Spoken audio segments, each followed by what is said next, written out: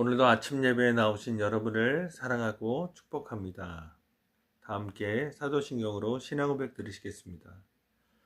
전능하사 천지를 만드신 하나님 아버지를 내가 믿사오며 그 외아들 우리 주 예수 그리스도를 믿사오니 이는 성령으로 잉태하사 동정녀 마리아에게 나시고 본디오 빌라도에게 고난을 받으사 십자가에 못 박혀 죽으시고 장사한 지 사흘 만에 죽은 자 가운데서 다시 살아나시며 하늘에 오르사 전능하신 하나님 우편에 앉아 계시다가 거기로부터 산자와 죽은 자를 심판하러 오시리라. 성령을 믿사오며 거룩한 공교회와 성도가 서로 교통하는 것과 죄를 사하여 주시는 것과 몸이 다시 사는 것과 영원히 사는 것을 믿사옵나이다. 아멘. 이 시간 함께 은혜 나누실 하나님의 말씀은 구약성경 이사야 53장 6절의 말씀입니다. 이사야 53장 6절. 우리는 다 양 같아서 그릇 행하여 각기 제 길로 갔거늘 여호와께서는 우리 모두의 죄악을 그에게 담당시키셨도다. 저는 이 말씀을 가지고 우리를 구원하시기 위해 하나님이 행하신 일이라는 제목으로 함께 은혜를 나누고자 합니다. 구약 성경 중에서 이사야 53장은 아주 신비스러운 이야기를 들려줍니다.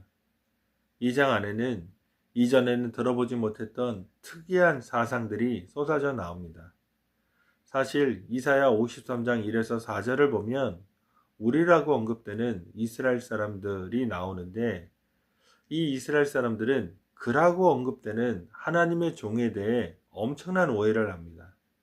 예를 들어 4절은 이스라엘 사람들이 과거에 여호와의 종을 멸시하고 혐오했으며 그가 하나님에게 죄를 지어 매맞는 사람이 되었다고 생각했다는 것을 이야기합니다.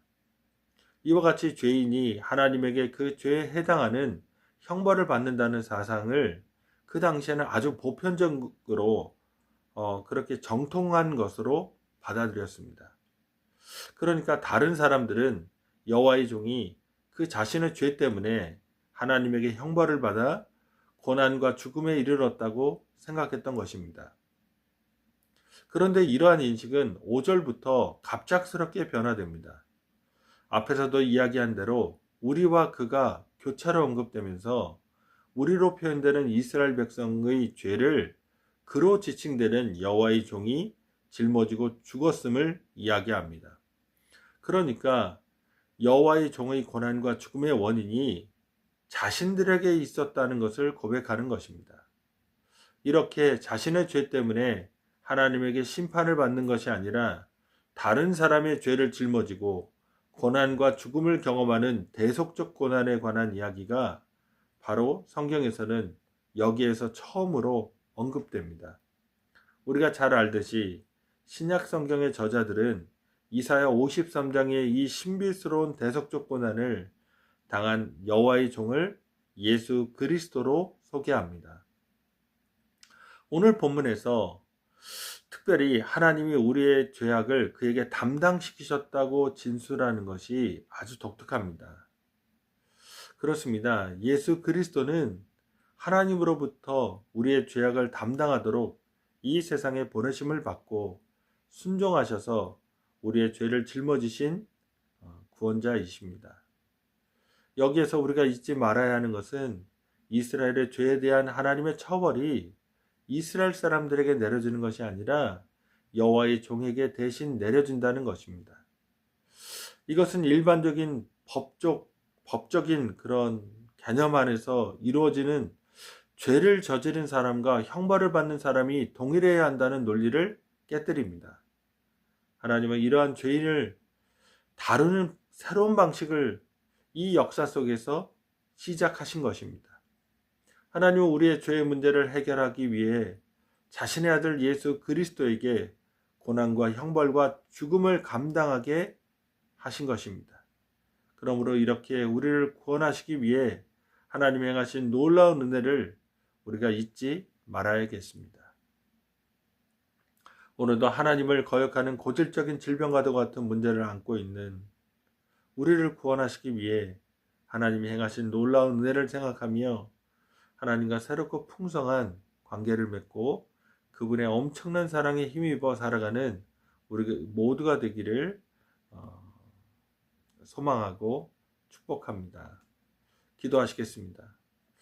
고맙게 좋으신 아버지 하나님, 하나님이 우리에게 행하신 일이 이 세상을 창조하신 것을 넘어서 타락하고 죄짓고 불의하게 살아가는 우리를 구원하시기 위해 우리를 채근하시고 책망하시고 심판하시는 것이 아니라 그 아들 예수 그리스도를 보내셔서 우리의 죄를 담당하시고 십자가에서 죽게 하신 것임을 다시 한번 기억하게 하시니 감사드립니다. 이 놀라운 하나님의 은혜, 하나님의 사랑, 하나님의 계획을, 하나님의 행동을 잊지 않게 하시고 이 세상 가운데서 구원받도록 선택받은, 그래서 부르심받은 우리가 하나님의 이 사랑에 힘입어서 새롭게 살아갈 수 있도록 역사하여 주시옵소서. 감사드리오며 예수님의 이름으로 기도드립니다. 아멘.